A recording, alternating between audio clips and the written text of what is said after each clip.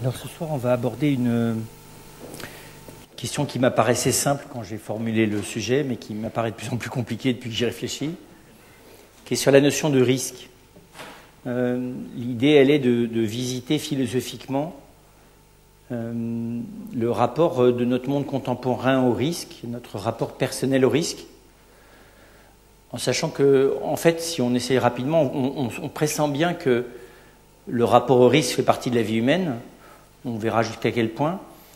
Mais ce qui est tout à fait original, c'est que le risque est devenu on va dire un objet économique,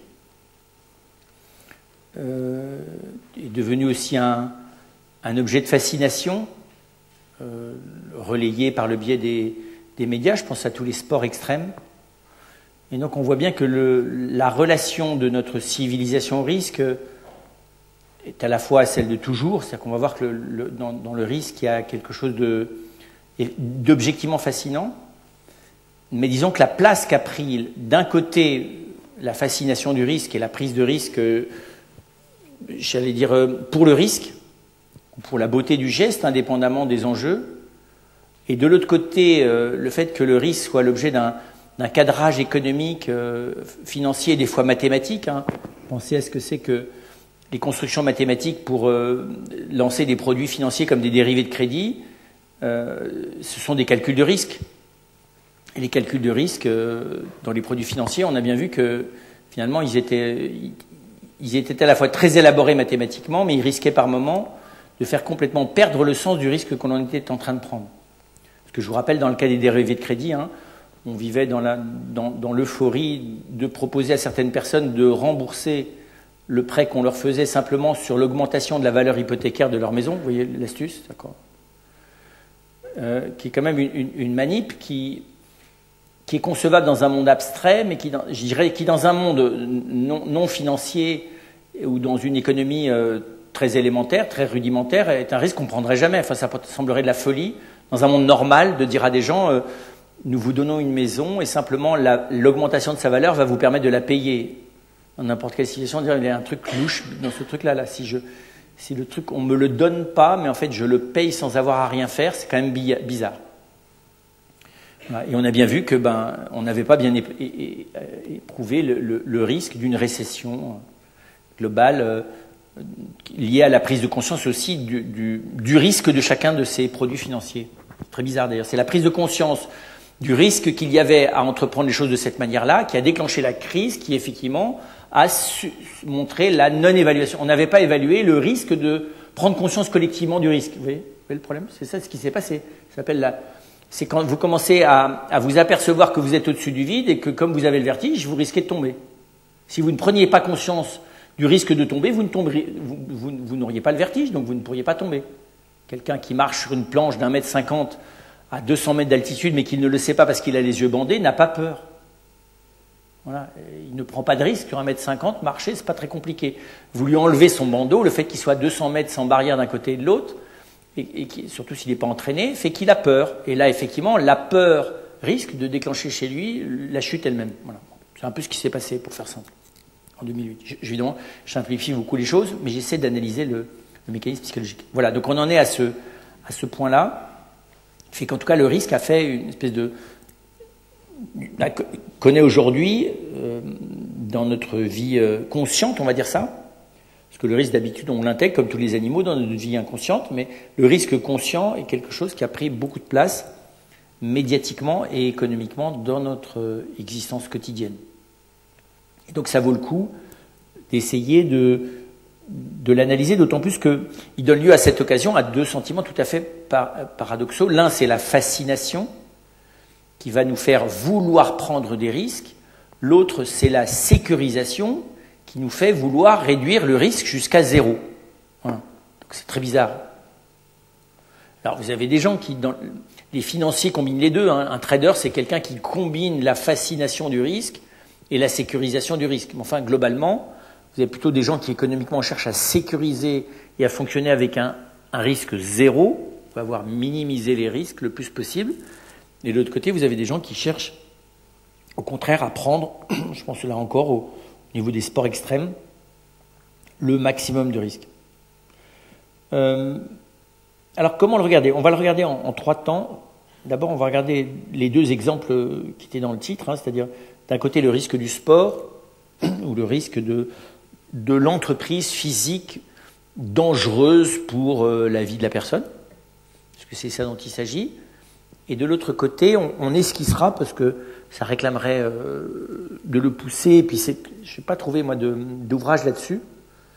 Il y a des gens qui calculent bien le risque, c'est pas compliqué parce que c'est de la probabilité. Mais une réflexion philosophique sur le risque, j'en ai pas vu beaucoup. Alors, sur le risque sportif, qui est un symbole, hein, c'est-à-dire au fond, c'est aussi bien le risque que l'on prend en roulant à haute vitesse à moto, c'est le risque que l'on prend en faisant du hors-piste dans des conditions difficiles, c'est le risque que l'on prend chaque fois qu'on fait de la montagne, c'est le risque que l'on prend chaque fois qu'on s'aventure en exploration dans des endroits dangereux, c'est le risque que l'on prend quand on se met à faire de la course de vitesse, quels que soient les outils dont on se sert, à la limite du décrochage physique.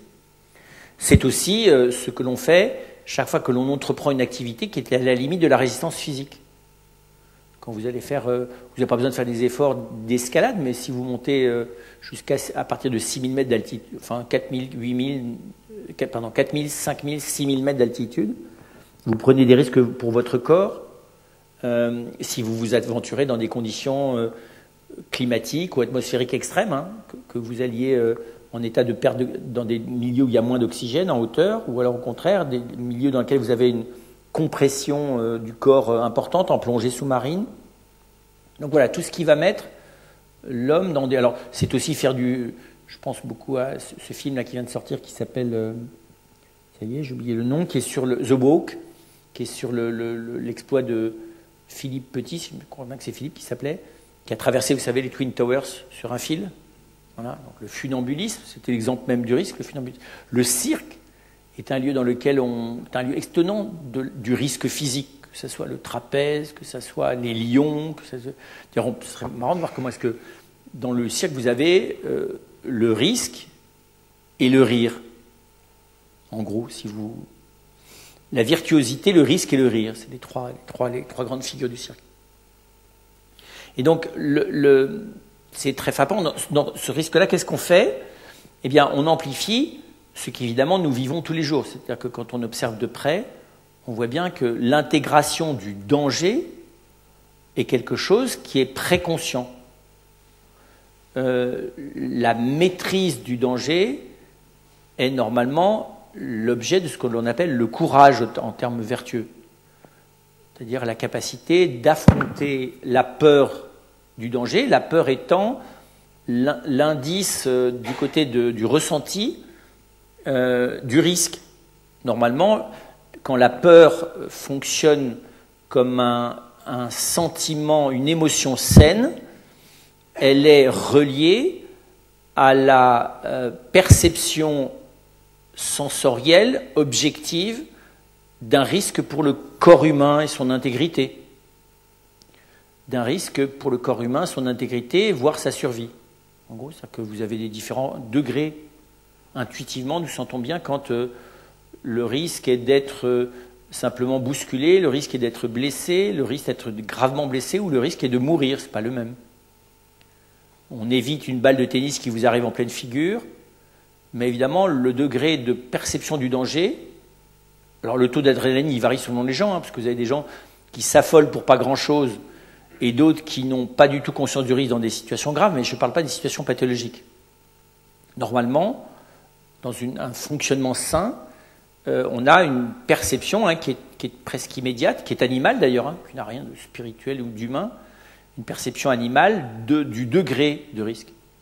Alors, ça implique évidemment qu'on ait conscience. Par exemple, quand on se sert d'un écran d'ordinateur, on n'a pas conscience du risque parce que ce n'est pas une situation qui met directement en péril le corps. Donc, les risques moraux, les risques intellectuels, les risques psychiques, on n'en a pas du tout conscience. Là, je vous parle des risques physiques.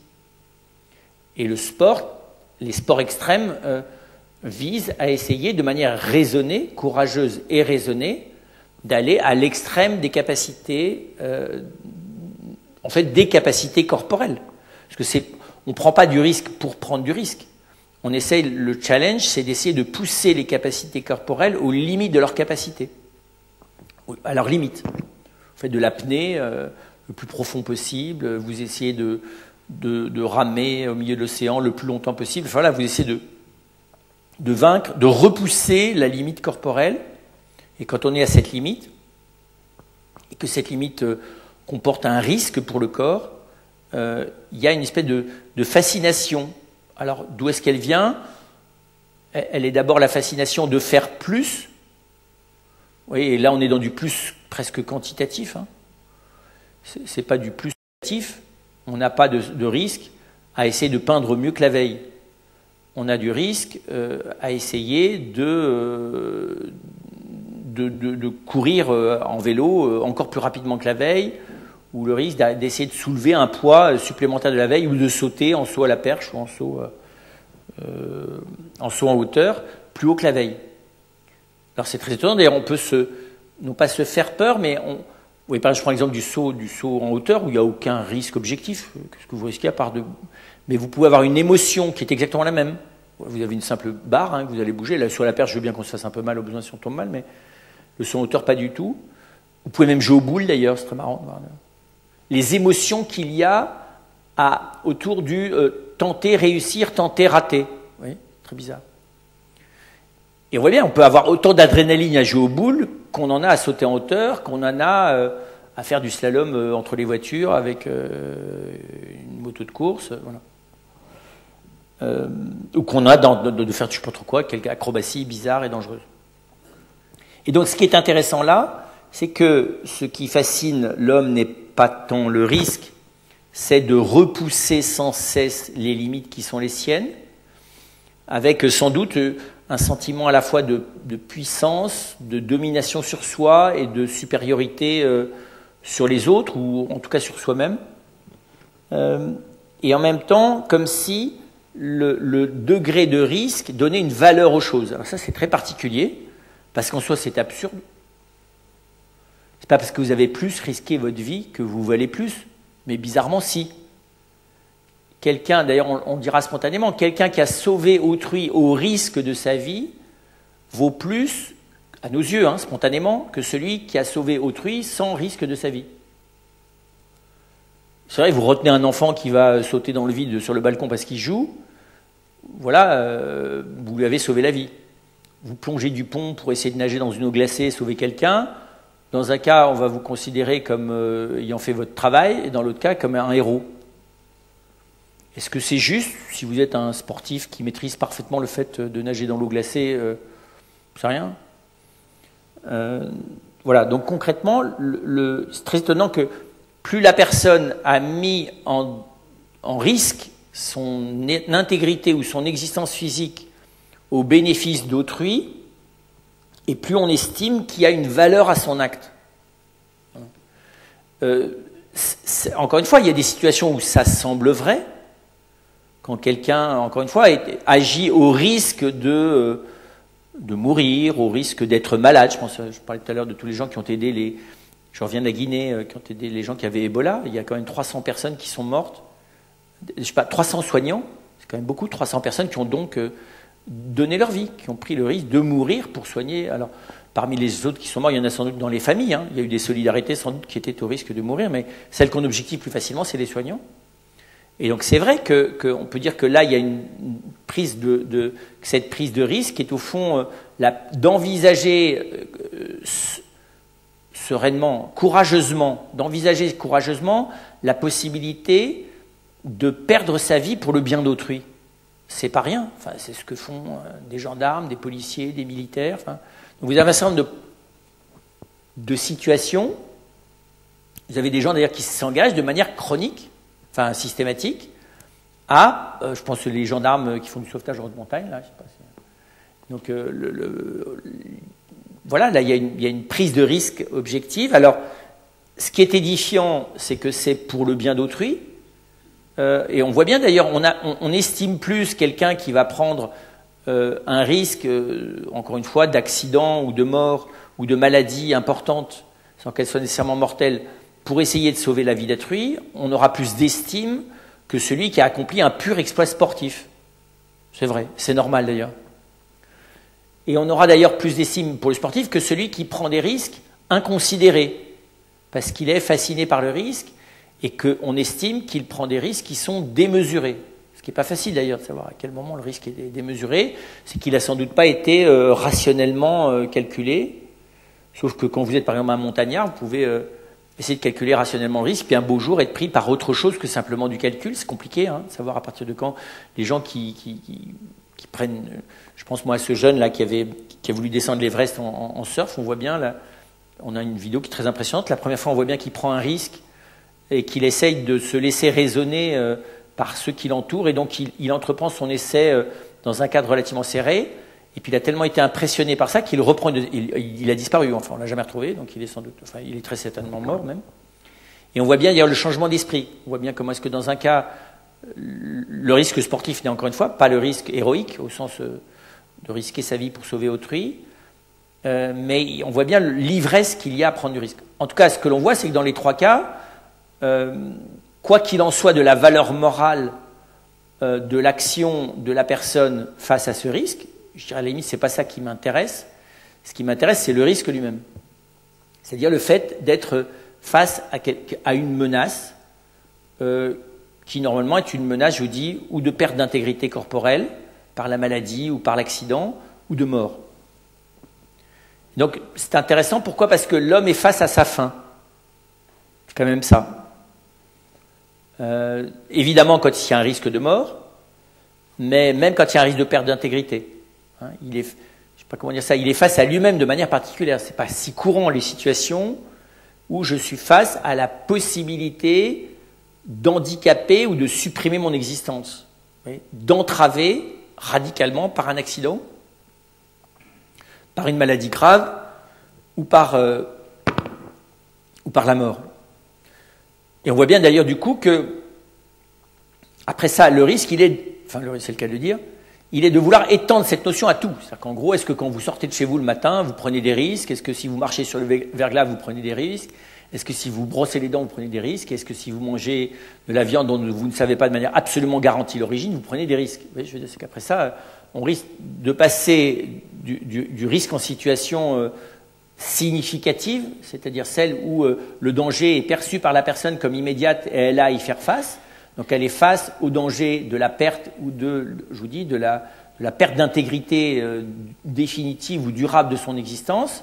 En fait, à quantité de situations qui sont des situations à risque dont je n'ai pas conscience. Donc là, est-ce que c'est une situation à risque? Ce n'est pas une situation à risque. C'est une situation dans laquelle l'analyse montre qu'on n'est pas en sécurité absolue. Ça ne s'appelle pas une situation à risque pour la personne. Vous savez, c'est les gens qui disent « bah oui, c'était impossible, mais on l'a fait parce qu'on ne savait pas que c'était impossible ». Ce n'est pas des gens qui ont vaincu l'impossible, c'est des gens qui ont fait ce qu'ils pouvaient faire. Il s'est avéré qu'on s'était trompé sur l'impossible, c'est tout, point. Donc là, c'est la même chose. Vous pouvez vous apercevoir qu'en fait, vous avez couru un risque énorme. Vous l'avez pas, enfin, vous l'avez couru, oui, mais c'est purement abstrait de dire j'ai couru un risque, mais je ne le savais pas. Tu n'as pas couru de risque. Tu ne cours de risque que si tu l'assumes, sinon ce n'est pas un risque. Sinon, vous êtes en risque. On est tout le temps en risque de mourir. Vous voyez, je veux dire, la possibilité d'un braquage, je ne sais pas trop quoi, djihadiste. On est tout le temps à ce moment-là menacé. Donc, vous voyez, voilà. Donc, ce qui est très frappant, c'est que moi, ce qui me frappe beaucoup par rapport, là, je parle de cette première dimension, c'est cette extension imaginaire collective du risque, telle que finalement tous les possibles, les plus lointains qu'ils soient, qu'à un moment donné, il y ait une perte d'intégrité, de vie ou même de diminution de confort, est considéré comme un risque. Donc en gros, vous n'avez pas prévu suffisamment de chaussettes de rechange pour votre virée à la montagne, vous avez pris un risque énorme. C'est celui d'avoir froid aux pieds. Non mais c'est vrai. Et donc, il ne faut pas que tu prennes le risque que ton whisky te manque. Il ne faut pas que tu prennes le risque d'être en rupture de cigarette, quoi. Il ne faut pas que tu... Vous voyez, donc c'est très frappant de voir que cette esthétisation, on va en parler comme ça, le risque a toujours été associé à l'héroïsme ou à l'exploit physique. Les Jeux Olympiques et toutes les victoires guerrières et les situations... Bizarrement, d'ailleurs, on n'a pas pensé qu'il y avait une situation absolument héroïque de risque maximum qui est vue comme l'humanité, ça s'appelle mettre au monde les enfants. Mais bon, partons, hein, l'esthétique du risque est très masculine, il faut quand même l'avouer. Les femmes s'y sont mises, malheureusement, à l'esthétique masculine du risque. Mais, non, mais c'est vrai. C'est rare que vous donniez la médaille du mérite à une maman qui vient de mettre au monde, non? À tort, d'ailleurs. On devrait lui donner la médaille du mérite, dès le premier. Donc on a des médailles parce qu'on a gagné des matchs, on a des médailles parce que quand même il y a un risque corporel majeur pour vous, pour l'autre, enfin et à ce que je sache, beaucoup de naissances se passent avec pour le coup, un minimum d'ailleurs d'appréhension des mamans parce qu'il y a un risque objectif. D'ailleurs, s'il y a des gens autour d'elles pour l'aider, c'est bien parce que le risque il est parfaitement objectif, il n'est pas fantasmé. Mais voilà, soit, mettons de côté, on va y revenir, hein, cette expérience qui, en tout cas, n'est pas la première à laquelle nous pensons quand nous pensons au risque, pour voir que, encore une fois, c'est une chose de reconnaître la valeur des gens qui veulent se dévouer au service du bien commun ou d'autrui en faisant fi du risque de mourir. Ça manifeste effectivement on va dire un dévouement et donc une certaine grandeur d'âme, on va dire ça comme ça. Même si d'ailleurs vous pouvez faire ça aussi bien pour vous sauver, vous sacrifier pour le Führer ou pour l'empereur japonais, que vous le faites pour l'évangile, pour la cause des pauvres. Hein. Vous voyez ce que je veux dire, à la limite, c'est la même chose. Le courage du kamikaze, le courage du garde du corps hitlérien, il est exactement le même que le courage du martyr, si je prends les choses basiquement. Parce que là, on est sur le risque élémentaire. Mais ce qui est très frappant, c'est que le propre de l'Occident, c'est d'avoir mythifié, bien au-delà des civilisations traditionnelles, le héros, pas plus, parce que ça, la mythification du héros, c'est dans toutes les civilisations traditionnelles, mais la mythification du sport. Hein, je vous dis, pas exagérer, les Jeux Olympiques ne donnaient pas lieu à une mythification qui courait sur tout le bassin méditerranéen et qui a duré des millénaires. Aujourd'hui, on est dans la mythification complète du sport, et bizarrement, cette mythification du sport, cette mythification et des sports extrêmes, a fini par finalement nous donner une espèce d'esthétique du risque qui fait que nous risquons de le voir partout. Donc partout, encore une fois, où la possibilité, même lointaine, qu'il nous manque quelque chose d'important dans l'existence est présente, alors c'est que nous courons un risque. Il y a eu des grands débats, je vous le rappelle, assez récents, sur savoir si la manière collective dont nous gérons le déséquilibre climatique est véritablement risquée ou non. Il y a encore 10 ans, on se disait, selon les calculs statistiques des uns et des autres, les uns disent il n'y a pas de risque, les autres disent qu'il y a un risque. D'ailleurs, personne n'est parfaitement maître des calculs scientifiques à ce que je sache, parce que la climatologie est la chose la plus aléatoire dans le domaine scientifique. Globalement, aujourd'hui, tout le monde finit par dire qu'il y a plutôt gravement un risque. Peut-être que ce risque, d'ailleurs, on est déjà au-delà du risque, on est peut-être déjà dans l'accident. Voilà, donc on voit bien qu'aujourd'hui, la possibilité du danger a remplacé dans nos esprits le risque comme face à face, dans le présent, un danger objectif portant sur ma personne. Donc là, voilà, du coup on voit bien que cette problématique est une problématique. Alors, qu'est-ce qu'il y a de légitime et qu'est-ce qui explique ce dérapage? C'est le possible. Le risque, c'est une possibilité. C'est très bizarre, hein? Le risque n'est pas quelque chose, c'est pas quelqu'un. Le risque, c'est une relation entre une possibilité et un sujet. La possibilité que l'action que j'entreprends tourne au détriment. Donc ça veut dire que je ne maîtrise pas totalement la situation. C'est une situation avec une possibilité de perte de maîtrise impliquant un risque pour le corps. Voilà, donc c'est très bizarre, c'est que du coup je vois bien que le risque c'est simplement, comprenez bien, une relation situationnelle. Pardon du langage barbare, hein, mais philosophiquement c'est important de le situer. Parce que le risque, je me fais peur avec le risque. Je me fais peur avec le danger.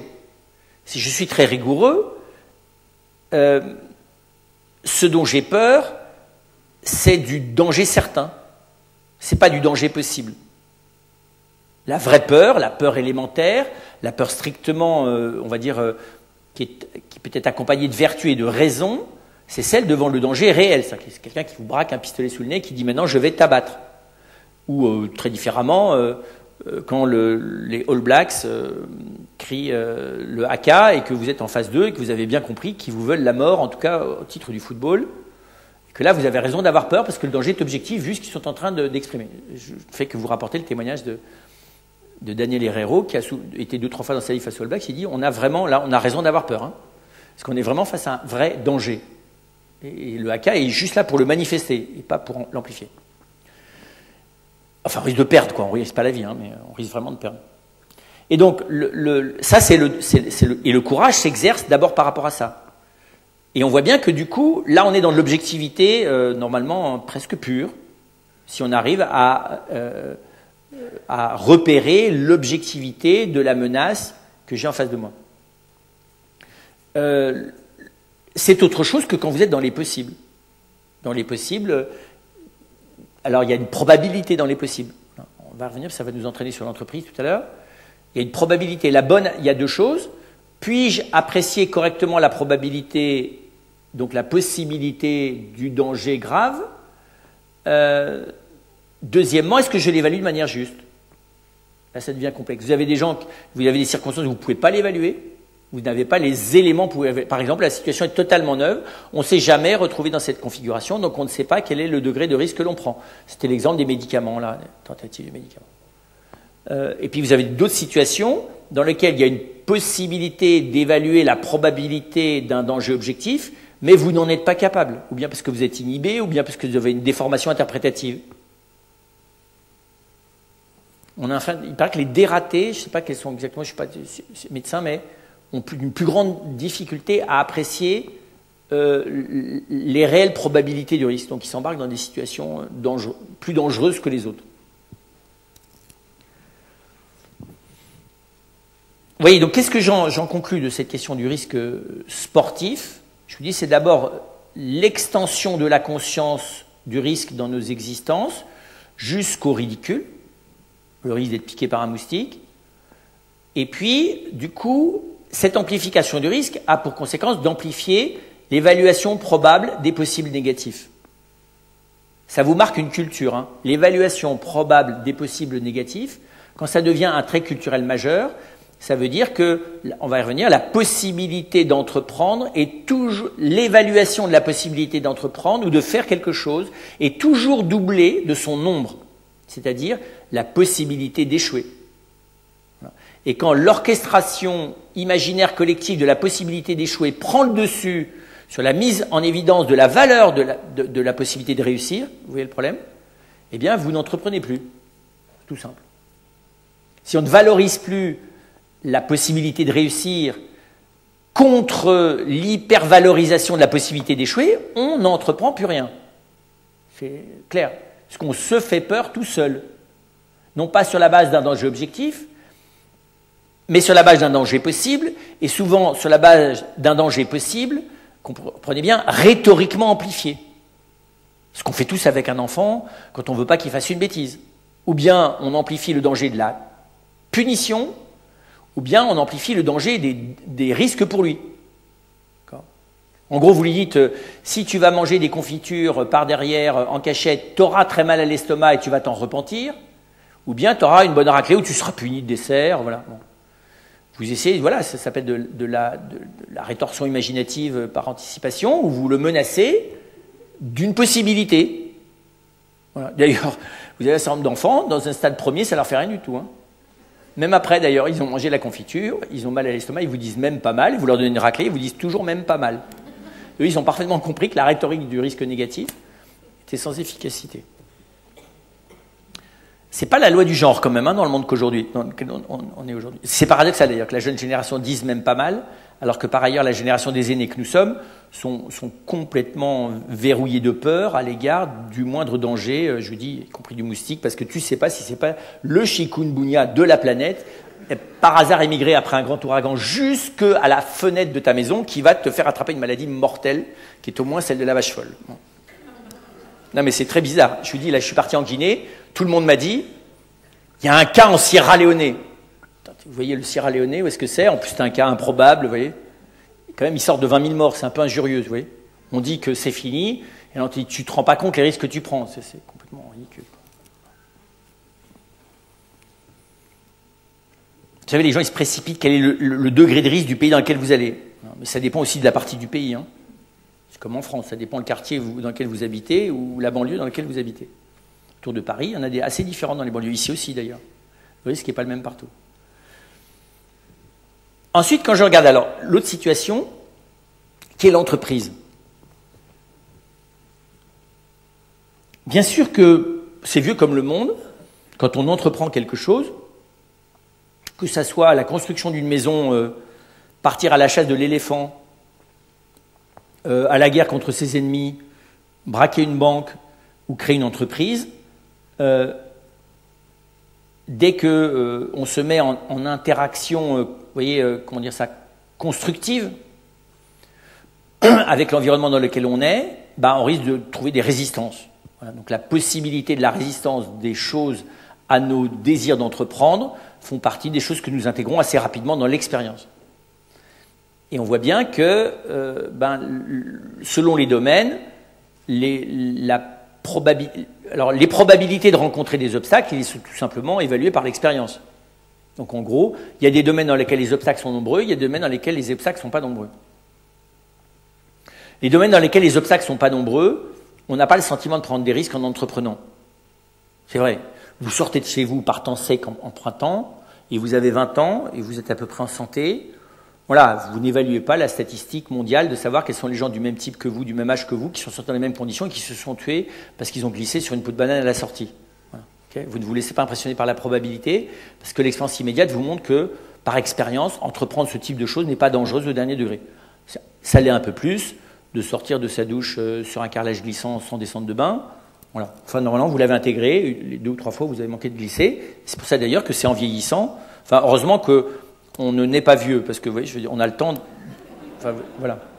La capacité de réaction au risque physique permet d'intégrer progressivement les obstacles objectifs que l'on rencontre dans l'existence, et puis de pressentir au fur et à mesure, bien avant 70 ou 80 ans, qu'effectivement la diminution des forces et des réflexes physiques va augmenter la possibilité que ces obstacles soient difficiles à franchir, voire infranchissables. C'est pas d'ailleurs vrai dans le domaine physique, c'est aussi vrai dans le domaine psychique, c'est aussi dans le domaine moral. Donc on s'aperçoit qu'effectivement, il y a des domaines où l'obstacle, et face à l'obstacle, on a différentes possibilités. Quand il est ou bien on ne le prend, enfin on ne l'affronte pas, donc on ne fait pas les choses, ou bien on le contourne, c'est-à-dire qu'on fait autre chose, ou bien on l'affronte. Et en l'affrontant, il y a un degré d'obstacle, une qualité d'obstacle contre bien, de résistance à mon action, où je perçois bien que je ne suis pas certain, étant donné la nature de l'obstacle, que je vais réussir à le vaincre. Voilà, donc il y a un affrontement. Donc là, on est dans autre chose. Je vous dis, on n'est plus dans la recherche de nos limites, parce que mes limites, ce n'est pas un obstacle. Alors, bien sûr, on va s'inventer des obstacles. Et on va se dire, descendre en dessous de 10 secondes ou 100 mètres, on se fixe ça comme objectif, et on se dit, il faut que je franchisse cette limite. Vous voyez, c'est très bizarre, comprenez bien, c'est fictif. Alors que là, quand on entreprend, c'est tout à fait différent. C'est très bizarre d'ailleurs, même quand c'est pas la même démarche de prendre un risque pour sauver la vie d'autrui. Là, vous voyez ce qui est à faire et vous voyez le danger que ça représente pour vous. C'est pas du tout la même chose que d'entreprendre. Entreprendre, c'est programmer, c'est projeter, c'est anticiper, et donc c'est gérer ce qui s'oppose à ce que j'entreprends. Et donc là, je vois bien qu'effectivement, que j'ai à essayer d'évaluer la capacité objective que j'ai à mener mon entreprise jusqu'au bout, quelle qu'elle soit. Et donc je vous disais, quand on affronte cet obstacle, normalement, ou bien on n'a pas le choix et on est le seul à pouvoir l'affronter, ou bien si on peut l'affronter à plusieurs et qu'on sait qu'on a plus de chances de vaincre cet obstacle à plusieurs, on l'affronte à plusieurs. Et on voit bien que, alors quand on est dans le monde de l'économie, c'est très étonnant de voir que tant qu'on n'est pas dans une économie libérale de marché, ou une économie de marché au sens fort du terme, la notion de risque se rapporte à notre premier cas, c'est-à-dire qu'en gros, les risques, c'est que les choses cassent, qu'elles ne marchent pas bien, que les gens ne s'entendent pas bien, enfin, c'est tout simplement les risques de la vie quotidienne. En créant une économie de marché, on crée une concurrence, on crée une compétitivité, donc on crée une rivalité, et donc on crée là, parce que c'est pas très grave si vous perdez aux Jeux Olympiques. Par contre, c'est plus grave si l'autre vous grille votre marché et vous fait perdre de l'argent. Et donc c'est très étonnant, l'économie de marché crée, comprenez bien, des risques artificiels en favorisant la concurrence des individus. Vous l'avez bien compris d'ailleurs, hein, le risque de perdre, dans le cas des Jeux Olympiques, ou même dans le cas du sport, je ne parle pas des sports extrêmes où on est seul, hein, mais je parle des jeux collectifs. Le risque de perdre, il est créé fictivement. C'est parce que vous avez déterminé de manière parfaitement arbitraire que celui qui courrait plus vite que l'autre aura gagné. Ça ne veut pas dire qu'il a pris plus de risques d'ailleurs. Hein. Usain Bolt prend beaucoup moins de risques que les autres quand il court. Vu la machine qu'il est, il a le temps de rigoler, de se retourner, presque de discuter avec les autres en même temps qu'il court. Donc on voit bien que très clairement, le risque pour son corps, le risque pour sa santé et le risque de perdre, est pas ridicule, hein, mais voilà. Alors que ce qui est très bizarre, c'est que quand vous mettez en concurrence les gens, vous mettez les entreprises en concurrence. Vous voyez, les œuvres en concurrence. Comme si vous mettiez des artisans, des artistes. Voilà. Et plus la construction que vous mettez en concurrence avec l'autre est à la fois complexe, exigeante et coûteuse, et plus vous faites courir un risque financier lourd aux gens en concurrence. C'est assez simple à comprendre, non ? Donc on a inventé là, c'est très bizarre, une augmentation artificielle du risque pour essayer d'augmenter la compétitivité économique en pensant que cette compétitivité économique allait accélérer le progrès des entreprises elles-mêmes. Ce qui est d'ailleurs vrai. Ça, évident, quand vous êtes en compétition, vous êtes bien obligé d'améliorer vos compétences. Et là, c'est vrai dans le domaine de l'entreprise comme dans le domaine sportif. Donc c'est très bizarre qu'on ait transposé ce qui se faisait, comprenez bien, à la marge de l'économie, une économie, encore une fois, traditionnelle. À la marge de cette économie, il y a de la concurrence. On voit ça, quand on lit les Actes des Apôtres, on voit bien les orfèvres d'Éphèse sont absolument furieux parce que comme Paul est en train d'expliquer que l'Artémis est une espèce d'idole de pacotille qui ne vaut pas un clou, ils ont peur pour leur business, quoi. Donc ils veulent écharper Paul parce qu'il est en train de leur casser leur business en leur disant que de toute façon, comme Dieu n'est pas représentable, toute représentation c'est du bidon, donc tout ça ne vaut rien. Et comme ils sont évidemment en concurrence les uns avec les autres et que leur seule manière de survivre c'est de berner les acheteurs, voilà. Donc on voit bien que ça existe dans les villes, notamment dans les ports, la concurrence économique, elle a toujours existé. Mais finalement, on le voit bien, la concurrence, Aristote d'ailleurs l'analyse déjà, mais la concurrence économique, ce n'est pas la loi fondamentale de l'économie. La loi de l'économie, c'est la répartition juste des richesses parmi ceux qui en ont besoin. C'est tout autre chose, c'est du bon usage de la richesse. Et donc l'introduction de la compétitivité, qui est très certainement, oui, autant la jalousie est plutôt masculine, mais la compétitivité c'est plutôt féminine, mais la compétitivité est plutôt masculine. Donc on l'a introduit comme idée de parfaire les entreprises les unes face aux autres, en pensant que d'une part ça permettrait le progrès global de l'économie, de la technique qui lui suit, et puis le progrès dans un deuxième temps au bénéfice du client. Donc on a inventé là une machine à rivaliser. Et donc une machine à prendre des risques à la mesure des enjeux économiques de la rivalité. Et puis, donc ça c'est la première dimension. Donc là, on a, comprenez bien, par l'économie, on a démultiplié la prise de risque. On peut même dire d'ailleurs qu'on a démultiplié doublement la prise de risque parce qu'on a démultiplié aussi la prise de risque du consommateur. Quand vous arrivez dans un rayon de yaourt ou d'eau minérale dans un hypermarché, vous prenez des risques. Parce que vous n'allez pas comprendre ce qu'il faut choisir. Et donc vous prenez le risque de vous faire avoir. Enfin, vous êtes même certain d'ailleurs à peu près. Et donc vous prenez le risque de vous faire plus ou moins avoir. Peut-être c'est comme ça. Dans la certitude de vous faire avoir, vous essayez de minimiser les dégâts. C'est normal parce que la multiplicité, la concurrence, vous voyez, la concurrence de l'argumentaire des produits dans vos têtes et la concurrence de leur manière de se présenter à vous crée un espèce de bug, alors, dont le risque n'est pas le disjonctage mental, mais qui fait que je vous dis, vous avez, c'est très bizarre, vous vous mettez en compétition avec vous-même. Le consommateur est mis en compétition avec lui. C'est très bizarre. La compétition, elle n'est pas que dans le constructeur, elle est aussi chez je ne veux pas dire que le constructeur se venge sur l'acheteur, mais il met aussi qui dit « Ah, cette fois-ci, je me suis fait avoir, mais la prochaine fois, je ne me ferai pas avoir. » C'est très bizarre. On a tout à fait intégré ça de manière totalement quotidienne et parfaitement pavlovienne, mais en l'occurrence, dans la vie normale, c'est pas comme ça. Hein.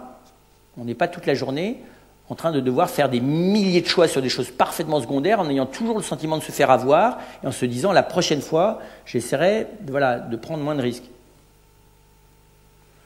De nouveau, hein, on est dans la banalisation, parce qu'évidemment, l'entreprise n'a fait qu'amplifier ce que je vous ai dit tout à l'heure, c'est-à-dire de rendre le risque quotidien, puisque la compétition n'est pas simplement devenue le lot de la vie économique, mais elle a toujours été un peu le lot de la vie humaine, mais elle est devenue la loi. Alors, je ne sais pas si c'est la loi de la sélection pour le bonheur, hein, mais c'est très bizarre. Et donc, ça, c'est le premier élément. Le deuxième élément, c'est qu'on a inventé précisément la couverture du risque. C'est-à-dire comment, étant donné ces risques lourds, alors inventer une manière de mutualiser le risque. C'est-à-dire qu'en gros, en cas de faillite, ça ne soit pas simplement ceux qui la subissent qui en payent les conséquences. Donc on a inventé la mutualisation. On a inventé les assurances mutualisantes, c'est-à-dire qui là aussi sont vieilles comme l'humanité. Hein. C'est-à-dire qu'en gros, si vous mettez des choses en réserve au cas où l'un d'entre vous risque de perdre son exploitation ou son bateau, parce que ça commence comme ça.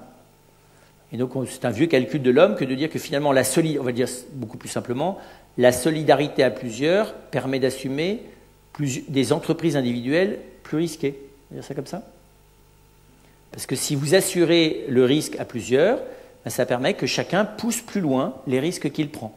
Ceci dit, il ne faut pas que chacun prenne le même risque que le voisin au même moment. Voilà. C'est le problème de la crise de 2008. Vous ne pouvez pas avoir que des produits à risque. Vous savez, vous vous souvenez des produits toxiques? Vous pouvez avoir quelques produits à risque. Si le taux des produits à risque est trop élevé par rapport aux produits à non-risque, vous avez ce qu'on appelle un paquet toxique. C'est-à-dire que vous avez un truc qui, de toute façon, va vous sauter la figure parce que le degré de risque que comporte un certain nombre de ces produits ne sera pas capable de ne pas se transformer en catastrophe ou en échec, en perte, pardon, parce que, précisément, le taux de sécurité du marché a diminué. Voilà. Donc il y a eu aussi, on a vu apparaître là, un calcul financier du risque. C'est très bizarre ça. Le risque, ça s'est mis à coûter quelque chose ou à valoir quelque chose. Ça se vend, ça s'achète les risques. C'est très bizarre d'ailleurs au début, moi je ne comprenais pas ça, comment tu pouvais vendre un risque. C'est débile, tu ne vends pas un risque. Si, on vend des risques, on achète des risques. Comme des droits pollués, vous savez, vous achetez un droit pollué, vous achetez aussi partie de l'économie financière consiste à vendre et acheter les risques. C'est assez simple, hein. Pour vous expliquer, parce que moi je l'ai compris par le pari. Vous avez deux boxeurs, ou un cargo de banane, ça revient au même. Vous pariez sur le jour où le cargo de banane va arriver à New York et le niveau du taux du cours des bananes quand il va arriver. Ou vous pariez sur celui des deux boxeurs qui va gagner. Et puis, vous avez des gens qui peuvent parier sur ce que vont gagner les gens ou ce qu'ils vont perdre à l'occasion de ce premier pari. Donc, vous avez des gens qui parient sur le pari, sur les gains ou les pertes du pari. D'accord ? Donc, à ce moment-là, qu'est-ce qu'ils font, ces gens-là? Ils vendent ou ils achètent du risque. Ils parient sur le risque. Et alors, ça peut être les mêmes, d'ailleurs, qui organisent, parce qu'évidemment, c'est les organisateurs là-dessus qui gagnent. Ils organisent, alors, le cargo de banane. Des fois, d'ailleurs, ils organisent même le cargo de banane. Ils se débrouillent pour savoir qui va perdre ou gagner d'avance. Donc, ils payent les boxeurs pour savoir qui va se coucher devant l'autre. Et puis, ils organisent les paris sur les boxeurs et les paris sur les sommes que vont perdre ceux qui parient sur les boxeurs. Combien ça va rapporter, combien ça va perdre. Vous pouvez aussi parier sur ceux qui parient, sur ceux qui parient. Enfin, l'infini. Au niveau 3, je crois que ça s'appelle une dérivée de crédit, si je me souviens bien. Les experts me diront si je me trompe.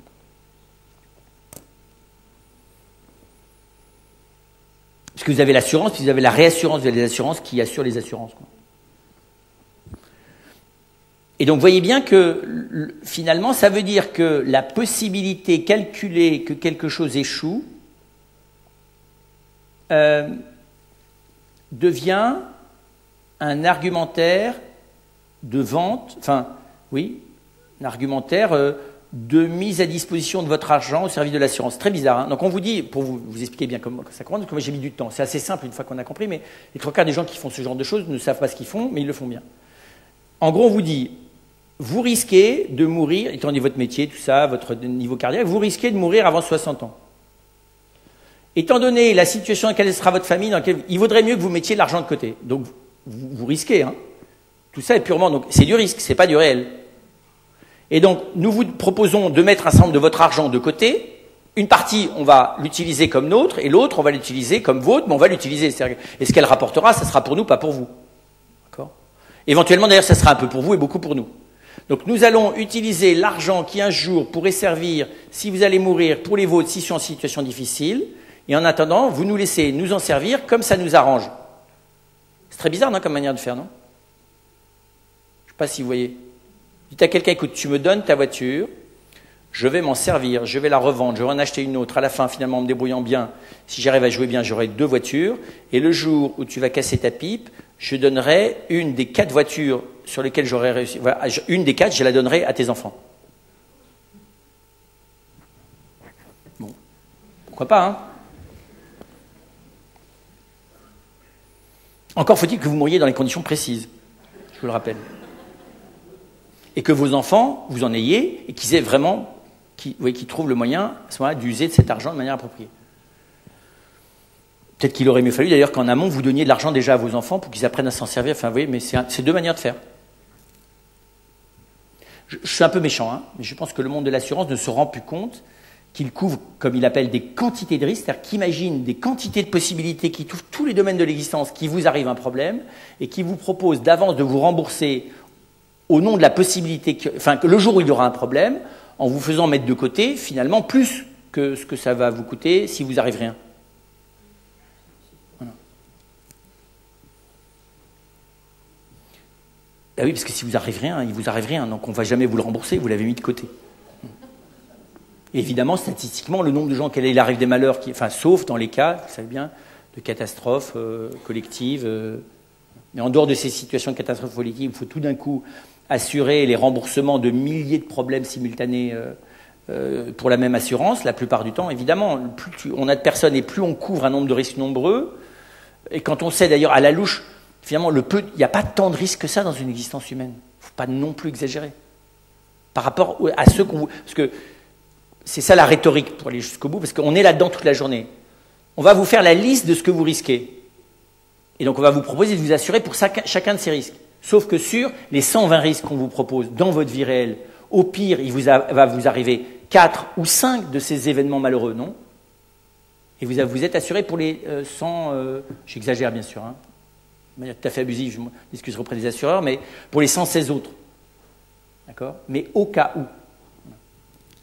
Ça veut dire que, de nouveau, nous vivons dans un monde de calcul de la possibilité qu'une entreprise échoue. Et d'ailleurs, nous voulons, avant de l'entreprendre, cette entreprise qui risque d'échouer, avoir la certitude financière qu'au cas où il échouerait, ça ne nous coûterait rien.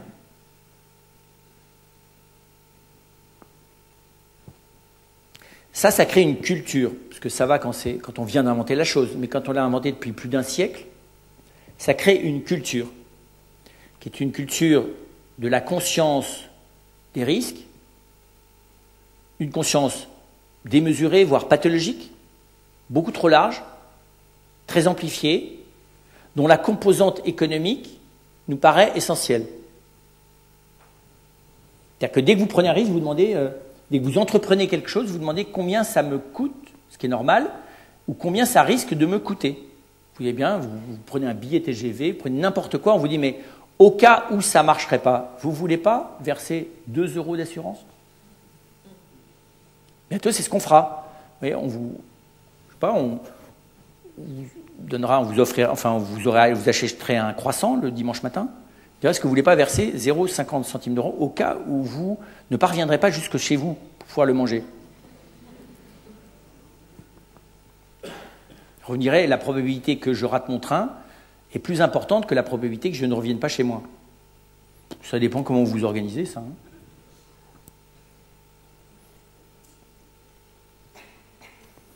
Voilà. Le problème majeur, donc, c'est que, et c'est ce que je vais essayer de vous montrer maintenant, nous ratons, parce que c'est ça, en gros, la culture du risque dans laquelle nous vivons, nous ratons, à mon avis, complètement ce qu'est le domaine réel du risque humain, sa véritable valeur, son véritable sens, qui permet de relativiser les deux formes pathologiques aiguës dans lesquelles nous sommes désormais, d'une hypervalorisation du risque physique pour le plaisir de l'adrénaline ou pour le plaisir du geste, et du risque économique. Ça s'appelle l'engagement personnel. Alors, tout à l'heure, je l'ai esquissé. C'est clair que la mise au monde d'un enfant, alors on va élargir le truc, c'est pas simplement de le mettre au monde, c'est tout simplement d'avoir un enfant.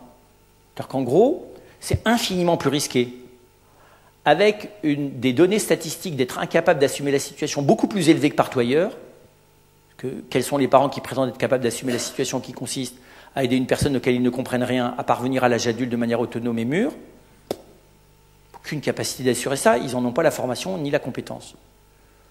Et donc, bizarrement, les deux actes de risque majeur que nous avons pris dans notre existence, enfin pour ceux qui l'ont pris, le premier, on l'a tous pris, c'est marcher. J'aime bien cette expérience-là. Un beau jour, parce qu'une personne en face de nous a étendu les bras en nous disant « Vas-y mon petit chéri, tu peux le faire », et que derrière quelqu'un nous a dit « Vas-y, tu peux y aller », nous avons pris le risque physique et psychique totalement inconsidéré de jeter dans le vide, en situation de déséquilibre, dont nous ne savions pas si nous allons gérer la situation, notre corps. Ça s'appelle marcher. Marcher. Quand vous voyez marcher, la masse corporelle qui repose sur deux timbres-postes, parce qu'au sol, les pieds d'enfant, ça fait deux timbres-postes, le tout jeté en déséquilibre dans lequel vous êtes censé arriver, c'est improbable. C'est presque du funambulisme quand même, proportionnellement. D'accord? Au ver de terre qui se traîne partout, ou à celui qui est à quatre pattes. Il ne faut jamais oublier ça. Et donc c'est très intéressant là, parce que du coup, là, le calcul du risque, la probabilité que tu te plantes était tellement élevée que n'importe quel assureur, n'importe quel coach sportif t'aurait dit ça, tu ne peux jamais le faire. Mais jamais. Laisse tomber, c'est le cas de dire. Nous l'avons fait simplement parce que les autres l'avaient fait. Et qui nous ont dit, si, tu peux le faire. Intéressant. Et là, bizarrement, c'est très étonnant, comment dire ça, cette espèce de manière de prendre un risque fondé sur la confiance d'autrui. Mais le deuxième acte, c'est d'avoir un enfant. Alors on dirait, des fois, on n'a pas fait exprès, c'est vrai. Enfin, quand même, de l'accueillir, vous l'avez fait exprès. Et là, on voit bien que même chose, d'ailleurs, c'est pour ça que les parents sont beaucoup plus mal aujourd'hui qu'avant, parce qu'on leur a expliqué tous les risques. Et plus on leur explique les risques, d'avant la conception jusqu'à la future retraite de leurs enfants une fois qu'ils seront morts, la possibilité de saboter l'existence de l'autre est monumentale. D'accord ? Vous avez possibilité, alors normalement ça diminue avec l'âge, mais votre possibilité de faire foirer l'existence de l'autre et la vôtre à l'occasion est, je vous dis, inimaginable. Difficilement évaluable, pourtant. Et donc c'est très intéressant, ça de voir que l'humain, ça veut dire quoi? Ça veut dire que si l'humain n'est pas nécessairement intrinsèquement fait pour prendre des risques physiques élevés, pas obligé de vouloir s'attaquer aux éléphants, de vouloir dompter les chevaux et se mesurer à une grosse brute plus costaud que vous. Enfin, vous n'êtes pas obligé de les prendre, les risques. L'homme n'est pas non plus prédestiné intrinsèquement à affronter le risque de la concurrence économique telle que nous la concevons aujourd'hui. Par contre, il a l'air intrinsèquement conçu pour prendre le risque de la fécondité. Intéressant. C'est très bizarre que nous soyons faits pour des choses, encore une fois, comprenez bien, hein, beaucoup plus risquées, beaucoup plus complexes, alors vous me direz sans aucune compétitivité, et puis avec une... C'est très bizarre, même la prise de risque corporel, elle est finalisée, elle est assumée par quelque chose qui est l'apparition d'un vivant. C'est très bizarre. Donc on n'est pas face au danger de la mort, puisqu'on est face à l'apparition de la vie. Très bizarre comment l'apparition potentielle de la vie nous fait complètement affronter, alors plus ou moins sereinement bien sûr, hein, la possibilité de la mort. Sinon, ça fait longtemps qu'on n'aurait plus d'enfants, parce que la mortalité infantile aurait désespéré tous les parents de la Terre d'avoir des enfants. Ce qui est en train de se passer d'ailleurs, enfin pas que ce mécanisme-là, mais le mécanisme de diminution démographique, il est lié à des populations chez qui le risque de la fécondité, et donc c'est-à-dire au moins de la perte de son confort, est devenu tellement obsessif que finalement ça n'apparaît plus comme un risque vitalement épanouissement. Enfin, vous voyez, comme une activité, ou comme quelque chose, comme une activité, oui, c'est une activité, comportant un risque qui ne peut jamais être mis en balance à côté du bénéfice que cela représente, puisque ce bénéfice est incommensurable au sens strict du terme. Quel est le bénéfice de l'apparition d'un nouvel être humain, d'une nouvelle personne dans le monde? Vous ne pouvez pas l'évaluer. Pas plus qu'on peut évaluer la perte par la mort. Mais à la limite, la perte par la mort, on peut l'évaluer par l'absence. Mais le gain par l'apparition, je ne peux pas l'évaluer. Ça, c'est la première chose. Et puis alors, là, le philosophe insiste et dit, mais il y a autre chose, et c'est pas par hasard dire que ça accompagne aussi, que ça a accompagné, historiquement en tout cas, la fécondité, c'est l'engagement. C'est très bizarre que c'est à l'occasion de ce risque irréversible, hein, durable, et finalement, si on est un tout petit peu lucide, pas tout à fait assumable, que les humains ont choisi de s'associer durablement les uns aux autres. Comprenez bien, hein, concevoir un enfant, ça ne réclame pas de responsabilité, et ça ne réclame pas de s'associer durablement l'un à l'autre. Par contre, assumer la responsabilité à l'égard d'une nouvelle personne humaine, oui, d'ailleurs, deux, ça ne suffit pas. C'est pour ça que d'ailleurs, dans toutes les civilisations traditionnelles, l'enfant, il est assumé par la famille au sens large, par le village au sens large, et par la tribu elle-même. Il y a un reste de ça chez nous, parce qu'on considère que l'État aussi doit assumer ça. Mais nous, on a très peu conscience, puisque de toute façon, nous, la famille, ça se réduit à papa, maman et les enfants, et encore. Et donc, c'est très intéressant de voir que ça montre bien, empiriquement, que le risque de s'associer durablement est une des manières d'assumer le risque de l'apparition de l'enfant. C'est très bizarre de les comparer l'un à l'autre. Comme si le risque de se faire confiance à construire durablement un espace de vie pour l'enfant, ça s'appelle le couple et la famille, ne vaille le coup qu'au regard du bénéfice que représente le risque d'avoir un enfant, si je suis conscient de ce qui se passe là. Alors, ce qui est intéressant, c'est après ça, ce que c'est que l'engagement envers autrui, indépendamment de la fécondité de la famille. Parce que là, je ne suis plus dans un risque de perte économique, je ne suis plus dans un risque physique d'abord. Je suis dans, comment dire ça, dans la confiance. Et donc finalement, je vois bien que ce que j'expérimentais embryonnairement dans le risque physique, le risque sportif, le risque héroïque, par le courage, parce que le courage, c'est quand même une confiance en soi, non, basiquement. Ce que j'expérimente aussi dans la prise de risque de l'entreprise, parce qu'entreprendre, c'est aussi faire confiance à soi et à ceux avec qui on entreprend. Là, je le rencontre à l'état pur. C'est-à-dire que finalement, faire confiance à autrui, c'est le risque maximum. Pourquoi? Parce que je parie sur l'inconnu. Si je choisis autrui. Alors, ce qu'on sait faire, c'est s'associer pour des intérêts communs. Là, ce n'est pas le risque maximum. Parce que ce n'est pas la confiance la plus bienfaisante. Quand on s'associe à autrui, comprenez bien, on est presque dans une consolidation de l'action. Donc, on est encore dans une notion, comment dire ça, où le risque d'échouer est compensé par le nombre. L'union fait la force. Ce qu'on vise, c'est la force à s'associer. Alors que dans la confiance interpersonnelle, s'associer, comprenez bien, augmente le risque. Il diminue le risque quant à la solidarité, parce que quand on est deux, on est solidaires l'un de l'autre, évidemment, on est plus intelligent, normalement, dans la solidarité, plus efficace et plus sécure que quand on est seul. Mais j'augmente le risque au sens où, pour le coup, je mise sur un possible positif que je pressens mais que je ne connais pas. C'est pas rien de, parce que c'est ça la relation interpersonnelle quand je la pousse jusqu'au bout, remettre une part essentielle de ma vie dans les mains d'autrui en sachant que je ne connais pas encore pleinement autrui, mais que ça n'est qu'un accomplissement de cet acte que je vais apprendre à le connaître, là on est dans la prise de risque, au sens proprement humain. Et c'est très étonnant qu'aujourd'hui c'est celle qui nous manque le plus. Et moi je pense que l'augmentation de la peur dans laquelle nous vivons de manière pathologique collective, hein, qui augmente de 10 ans en 10 ans de manière absolument tangible pour n'importe quelle personne ne vivant pas en Occident et venant régulièrement visiter l'Occident, on voit bien la décomposition intérieure du courage et l'augmentation de la dose de peur. Et donc on voit bien que c'est lié, comprenez bien, à la rhétorique, à la culture de la peur que génère involontairement d'ailleurs la culture du risque, vous voyez cette espèce d'esthétique du risque pour être plus précis, mais aussi parce qu'il y a une diminution de l'expérience fondatrice de là où le risque est un élément intrinsèque du bonheur, du bien.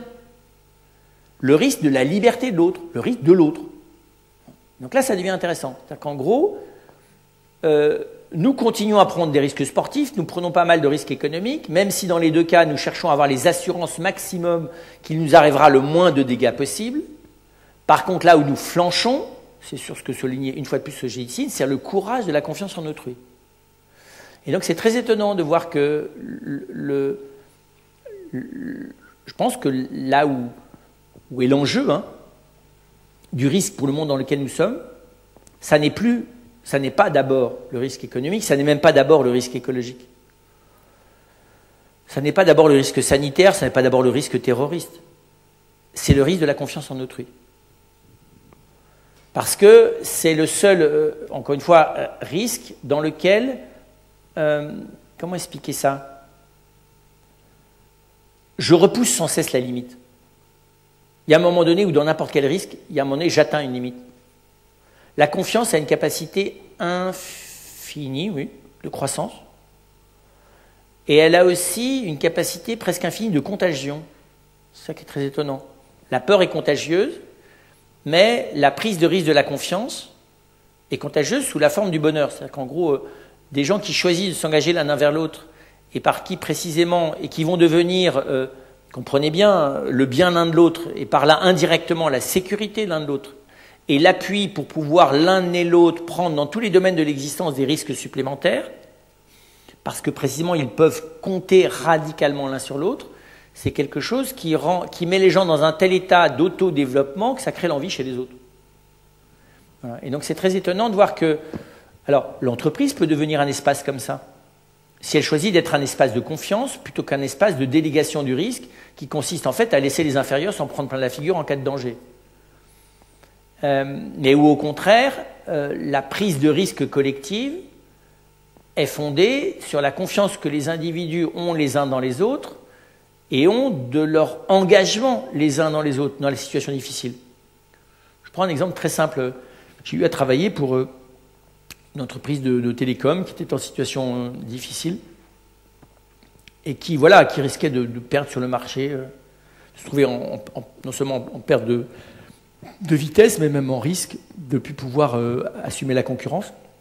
Et j'ai posé la question, je dis, mais si vous me demandez d'essayer de vous montrer comment en situation de risque, on peut augmenter dans la confiance les uns dans les autres pour que l'entreprise elle-même puisse se ressaisir face à la difficulté, il faut que j'ai la certitude que celui qui la dirige ne prenne pas la revendre. Comprenez ? Comment vous voulez réclamer aux gens de faire confiance à l'entreprise et confiance les uns dans les autres s'ils savent que potentiellement ils peuvent être lâchés par le dirigeant qui vendra la boîte s'il y a un problème? C'est assez élémentaire.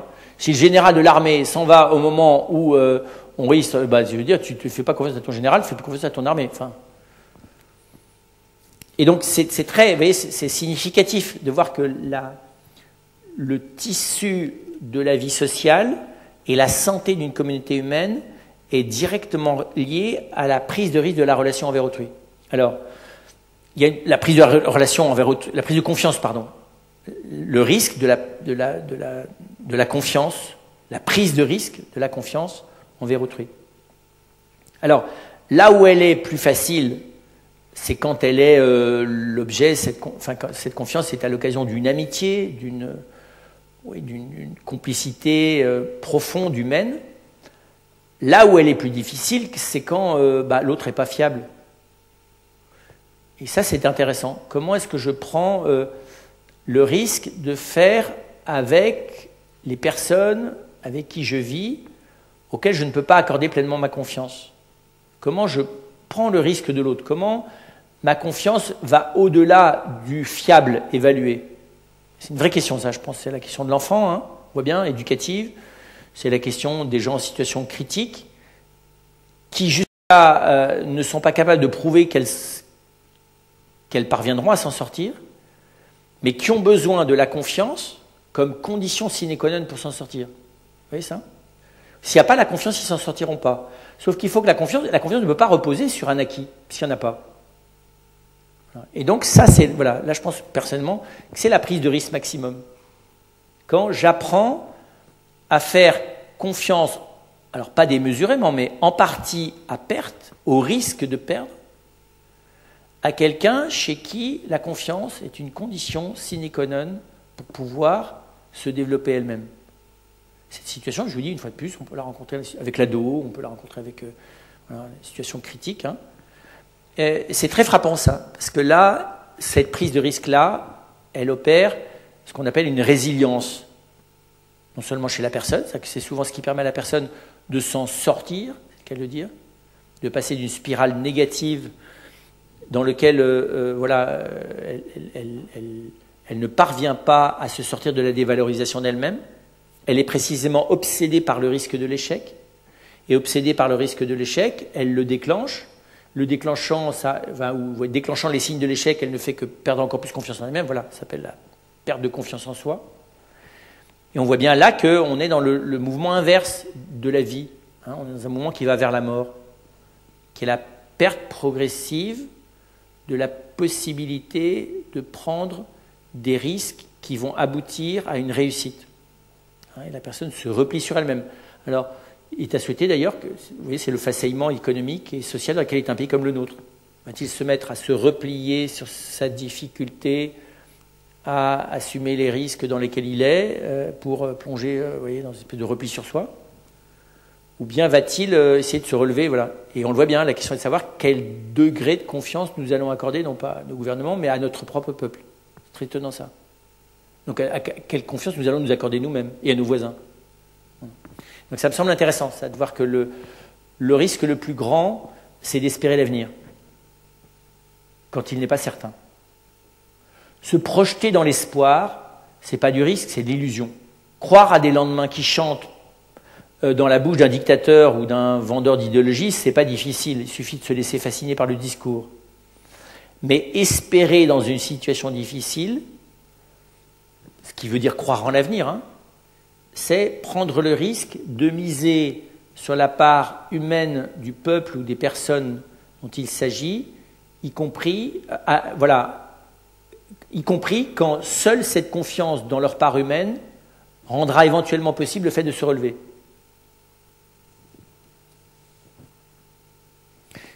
Il faudrait travailler collectivement, mais c'est ce qu'a fait, par exemple, de manière, je trouve assez belle, en gros, l'Europe à l'égard de l'Allemagne pendant la Deuxième Guerre mondiale. C'est marrant parce qu'on a fait, heureusement d'ailleurs, l'inverse de ce qu'on a fait à la fin de la Première Guerre mondiale. À la fin de la Première Guerre mondiale, on a humilié ce peuple. D'accord ? C'est-à-dire qu'on lui a renvoyé une image totalement négative de lui-même, ce qui l'a d'ailleurs amené, on le sait, à l'avènement du nazisme. C'est très étonnant qu'après la Deuxième Guerre mondiale, on a pris le risque, alors vous me direz, on ne lui a pas laissé l'arme nucléaire ni une armée consistante, je vous l'accorde. Mais on a quand même pris le risque de faire confiance à cette nation qui s'est avérée d'ailleurs à la hauteur largement de la confiance qu'on lui avait faite. Quel est le pays européen qui aurait été capable d'absorber l'équivalent de lui-même, vous voyez, économiquement, socialement, idéologiquement, comme ils l'ont fait à la guerre de l'Allemagne de l'Est. Voilà, c'est pour vous donner un exemple qui me semble significatif, des prises de risque, vous voyez, ce que j'appelle, qui sont l'objet, qui permettent la résilience. C'est l'aventure aussi de la relation humaine, hein, dans lequel, après une situation d'échec ou de grief ou de faute de l'un envers l'autre, est-ce que je te redonne, on dira ça une chance, mais j'aime pas le mot une chance, est-ce que je te redonne ma confiance, même si elle n'est pas absolue, elle n'est pas sans oublier, voilà, et elle n'est pas sans une attente que soit réparé éventuellement le mal qui a pu m'être fait, mais redonner la confiance, voilà, ça c'est un gigantesque risque, et c'est le seul qui me semble au sens strict fécond, là plus sur le plan physique, sur le plan profondément humain. Voilà, donc c'est pour dire, je conclurai là-dessus, que nous sommes humainement dans une espèce de rivalité entre un discours sur le risque qui se veut enivrant mais qui génère essentiellement la peur de l'échec, ou qui réserve la réussite à une petite élite, qui laisse entendre que finalement, pour que peu réussissent, beaucoup doivent échouer. Et puis de l'autre côté, une culture du risque qui est celui de la relation à autrui, qui est plus discret rhétoriquement, qui n'a pas beaucoup de place médiatiquement, mais qui est le seul qui a de l'avenir. À vous les questions.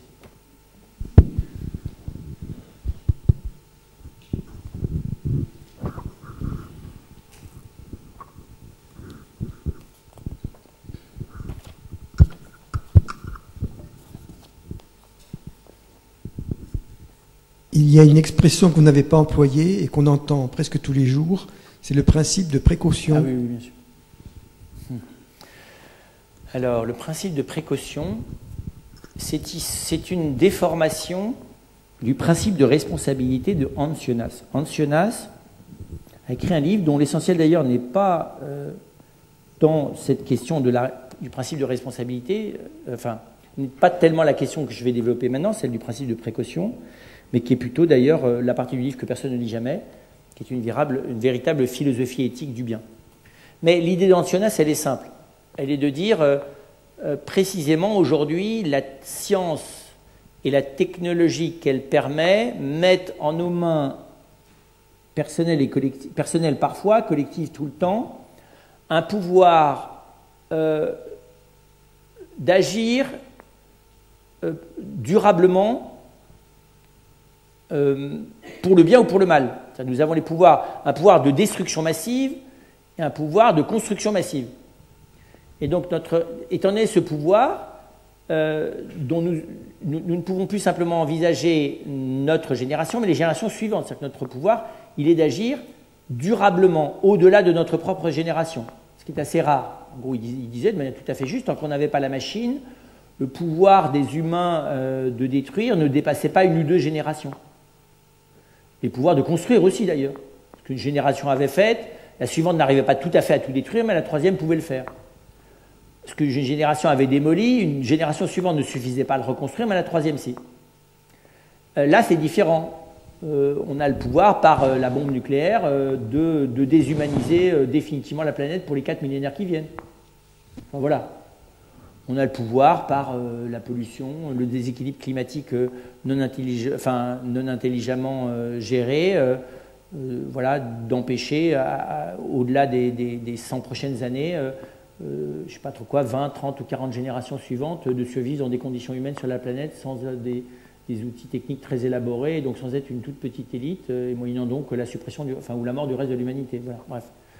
Ce genre de scénario, et il le dit, ça c'est simplement au regard de la puissance qui est la nôtre, qui est déjà mise en œuvre. Ça c'est sa remarque. Et donc il dit, ça réclame de développer un sens de la responsabilité approfondi, ce qui est tout à fait juste. Et donc le sens de la responsabilité, c'est de ne pas engager techniquement ce dont nous ne saurons pas, ce dont nous savons d'avance que, à la marge, et même des fois de manière fortement minoritaire, voire majoritaire, nous userons mal, voire d'avoir le courage de ne pas entreprendre les recherches scientifiques dont nous n'aurons pas le courage de ne pas les appliquer à des techniques dont nous savons que l'usage essentiel qu'on en fera sera négatif. Alors évidemment, ce n'est pas facile parce qu'il faut avoir un peu de prospectivisme, c'est-à-dire une capacité d'anticiper avec une rigueur rationnelle. Voilà. Le principe de précaution, je peux le comprendre de 2 manières. Ou de minimiser systématiquement les risques dans tous les domaines. Ça s'appelle développer la peur et renoncer à la prise de risque.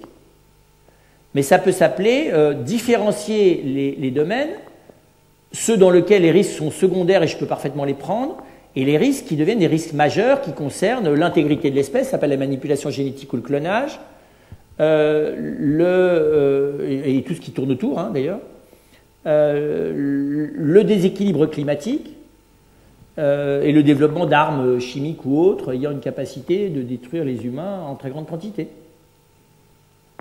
Voilà. Alors évidemment, la frontière n'est jamais simple. C'est Oppenheimer, si je me souviens bien, qui disait que s'il avait su ce que serait Nagasaki et Hiroshima, il n'aurait pas continué ses recherches sur la bombe H. Voilà, donc c'est ça. Donc il faut bien le différencier. Donc le principe de précaution, il faut bien voir qu'il est, à mon avis, il n'a pas de sens s'il ne différencie pas les domaines. Voilà. Alors, il est fondé effectivement sur une évaluation du risque et il risque d'aboutir à une survalorisation du risque. Mais inversement, la prise de risque systématique dans la sainte confiance, dans la bonne volonté humaine, dans les progrès de l'humanité, dans le développement éthique, spirituel qui inévitablement émerge de génération en génération, c'est une vaste blague. Nous ne sommes pas plus et pas moins moraux que les humains du XIIe siècle avant Jésus-Christ. S'imaginer qu'on a augmenté en moralité, c'est quand même une naïveté. Enfin, c'est une stupidité, surtout, c'est même pas naïf, c'est bête.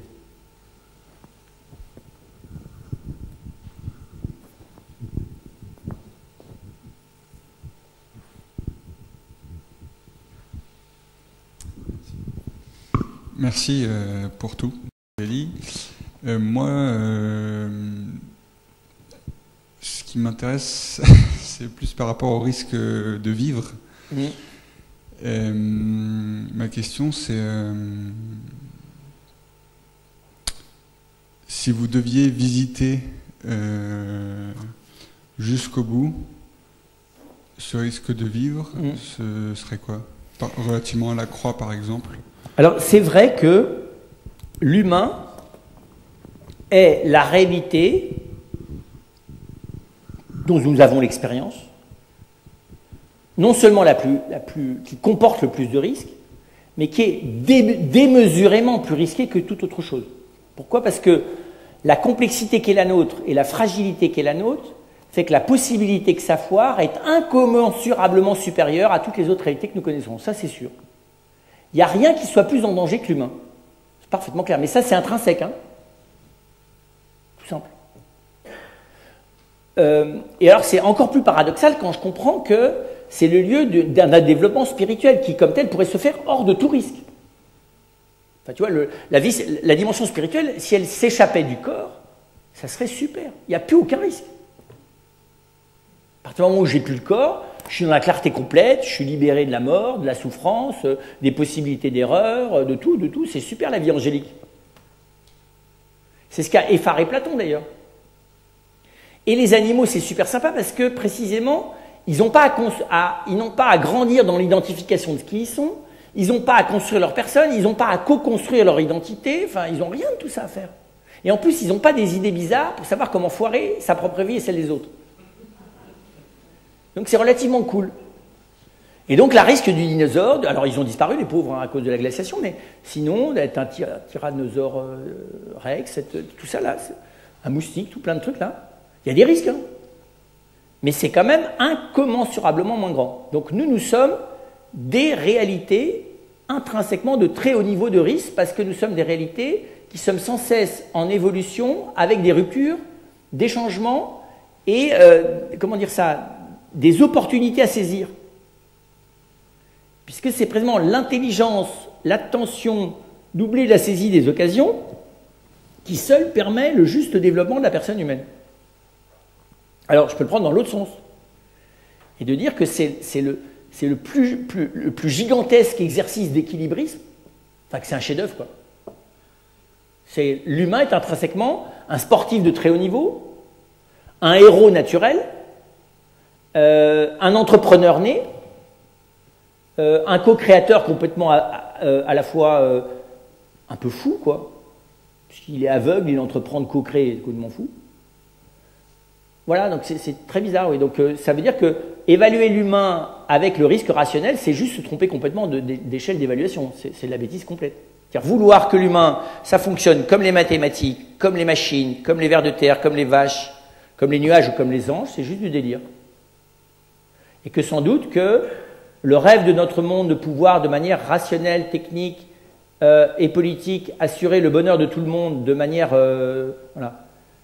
Bah, c'est ce que nous ont promis toutes les dictatures, hein. Ça n'a pas marché. Donc ça veut dire qu'effectivement, le risque de soi, et c'est pour ça que je prenais l'exemple de la confiance, parce que la confiance envers autrui, c'est d'avoir conscience de tout ce que je viens de vous dire. Prendre le risque de quelqu'un et laisser quelqu'un prendre le risque de vous, c'est l'aventure la plus extraordinaire qu'on ait jamais inventée. Alors on pourrait dire, Dieu n'a jamais pris un risque pareil, ça, on se charge de lui montrer d'ailleurs qu'il aurait mieux peut-être pour fait de le faire d'ailleurs, mais c'est la grande question. Le risque est-il concluant? Là-dessus, vous avez des interprétations différentes, les conclusions ne sont pas les mêmes. Mais voilà, c'est très vrai en tout cas que l'humain, parce qu'il est intrinsèquement extraordinairement riche et en même temps extraordinairement fragile, relève d'une perfection qui est remise en jeu tout le temps. On va dire ça comme ça. Donc c'est vrai que la vie, c'est intrinsèquement une vie de funambule. D'ailleurs, Philippe Petit écrit un petit bouquin qui s'appelle Le traité du funambule, qui est pas mal du tout.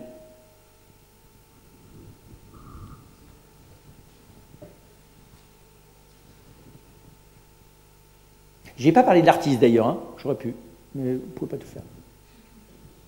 Risque de l'art. C'est-à-dire de porter quelque chose dont je ne sais jamais si je vais réussir vraiment à le faire.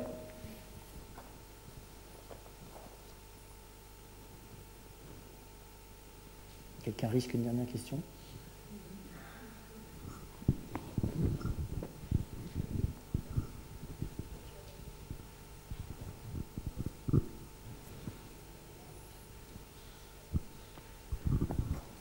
Je prends un risque parce que j'ai pas de questions.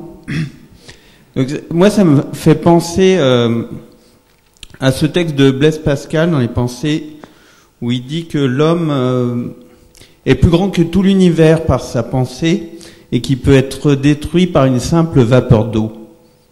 Quelque chose comme ça. Et je me dis, est-ce que le risque, la valeur du risque n'est pas à prendre justement sur la valeur de l'être humain et justement dans le sport extrême et dans l'entreprise, il n'y a pas derrière le risque la valeur de l'être humain qui est mis peut-être dangereusement, mais sur un piédestal. Et est-ce que c'est pas là qu'on doit trouver le sens du risque dans cette valeur incommensurable, comme vous avez dit, de l'être humain? Alors, ça, tout à fait. C'est très vrai hein, que celui qui entreprend, et là, pour le coup, je mettrai en parallèle entreprendre une famille, un couple, de mettre des enfants au monde et de les élever, ou d'entreprendre une entreprise, c'est qu'effectivement, c'est un lieu pour éprouver la valeur, au bon sens du terme. C'est-à-dire que on fait ça parce qu'on pressent bien qu'il y a des risques, mais que finalement, y compris les endroits où il va y avoir une part d'échec, ça va ne faire que mettre normalement, la plupart du temps, pas toujours, mais la plupart du temps, encore plus en valeur la valeur de l'homme. Ça, c'est très vrai. Le sport extrême, c'est plus récent. Et donc, je pense qu'effectivement, il y a quelque chose dans le sport extrême qui est celui-là. Mais moi, je pense que... Alors, il y a le sport au sens tout court, enfin, où on va chercher ses limites. Ça, c'est tout à fait légitime. Et puis, il y a cette chose très bizarre, on n'est pas à Grenoble par hasard. Hein. Pourquoi tout d'un coup vouloir monter en haut de la montagne? Alors moi, mon intention, elle est double. C'est-à-dire que je pense qu'il y a quelque chose qui est au fond de vouloir savoir jusqu'où l'humain ça peut aller. Mais je pense aussi qu'il y a une immense nostalgie du spirituel. Pour moi, l'alpinisme, il est né dans une période où on a complètement perdu le sens de l'ascension spirituelle, dans laquelle on est dans une espèce d'ascèse. D'ailleurs, les gens qui ont inventé ça, c'est dans leur vallée, tu comprends, vu la morale dans laquelle ils grandissaient, l'horizon, c'est l'horreur, hein. La culpabilité, l'enfer potentiel, de toute façon souffrir. Et moi, je comprends qu'assez spontanément, tant qu'à souffrir, il se soit fait une montagne. Hein. Comment tu arrives à ton paradis? Ça me semble assez... Pour moi, c'est une saine vengeance de l'humain contre un faux christianisme. Alors, il y a un petit côté nietzschéen, zarathustrien, mais quand même, c'est de dire, écoute, ok, tu me dis que de toute façon, il faut fermer sa bouche, souffrir en silence et qu'un jour, on va mériter au ciel. Moi, j'aimerais bien le voir, le ciel. Alors, je vais en baver un peu, mais ça vaut le coup. Puis, si je meurs, c'est un risque. Moi, je le vis plutôt comme ça. C'est-à-dire comme une espèce de nostalgie, une mise en corps de la nostalgie de l'ascension intérieure, qui est au fond d'aller aux limites de soi, là où normalement, on devrait voir le lever du jour. Alors, c'est ce qu'une véritable amitié devrait donner, parce qu'à un moment donné, on franchit la frontière du doute. À un moment donné, on franchit, dans une véritable amitié, la frontière où on n'a pas encore touché le cœur de l'autre. Et c'est vrai que quand on commence à se connaître en profondeur et à devenir des complices d'existence très très radicalement, l'aurore est là. Hein. C'est pas encore le plein soleil. Hein. Et l'ascension spirituelle au sens fort du terme, elle est analogue à ça, dans la vraie vie spirituelle, pas que chrétienne d'ailleurs. Hein. Elle est vraiment d'aller... voilà, aux limites de soi, un endroit où les choses basculent. Alors c'est vrai, moi je suis monté une fois au glacier d'Argentière, je n'ai jamais fait d'escalade. Un frère m'a emmené, je me souviens très bien, on a d'abord commencé par arriver au téleskip, il était fermé, au téléphérique là, il était fermé, donc le frère nous a dit si, pas grave. On est quand même arrivé à 11h du soir à la lampe frontale, alors que moi j'avais jamais marché sur un glacier au refuge, et le matin on repartait, je ne sais plus, à 4h ou 5h. Et alors on a avancé jusqu'au moment où on est arrivé devant un truc tout droit là. Il me dit, je lui dis, c'est par où maintenant? Il me dit, c'est par là. Je dis, ah bon? Et tu fais comment pour monter là? Alors il m'a montré les crampons. Je dis, ah bon, t'es vraiment certain qu'on va aller par là? Il me dit, oui. Je dis, mais moi je suis pas capable de faire ça. Il me dit, si, je te dis que t'en es capable, donc t'y vas. Donc j'obéis, parce que c'était mon frère. De toute façon, je pouvais pas revenir tout seul au refuge, je sais pas où on était. Donc, Et donc on est monté dans le brouillard. C'était une bénédiction, parce que quand tu es dans le brouillard, tu vois pas en dessous, quoi. Et alors ce qui est très beau, c'est qu'on a débouché du brouillard à 1,50 m du sommet. Et quand vous êtes en haut du glacier de l'Argentière et que vous débouchez dans le soleil, là, vous vous dites, tiens, c'est bizarre, on change. Et je me suis dit, s'il y a quelque chose comme ça dans la petite, on change. Alors, même quand il n'y a pas de brouillard, hein, on bascule on arrive à un point de vue qui est celui de la sagesse. Voilà. Et donc je pense que c'est une manière symbolique de cultiver ce désir que quelque part dans la vie, à un moment donné, l'effort bascule en quelque chose qui s'ouvre à autre chose. Voilà. Et sous ce rapport-là, je comprends qu'on aille chercher non pas l'adrénaline, ça me semble, pardon, mais un peu infantile. C'est limite, on peut, mais à un moment donné, là aussi, dans la durée, ça devient un peu addictif, quoi. Mais où par contre, on pousse les endroits où on arrive à un endroit où on a, il y a des choses qui basculent. Voilà, en allant au-delà de la limite, apparaissent des choses, on expérimente des choses qui ne sont pas du même registre. Je pense que ceux qui ont mis les pieds sur la Lune ou qui vont dans la station orbitale, il y a quelque chose comme ça. Je pense que les expéditions, quand elles sont un peu extrêmes, aboutissent aussi à ce genre de choses. Voilà.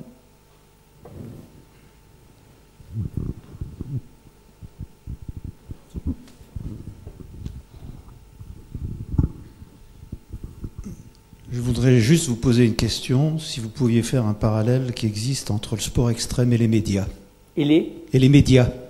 Le rôle des médias dans le sport extrême. Alors, c'est toute l'ambiguïté, hein, c'est que... Voilà. Les médias, c'est que des amplificateurs.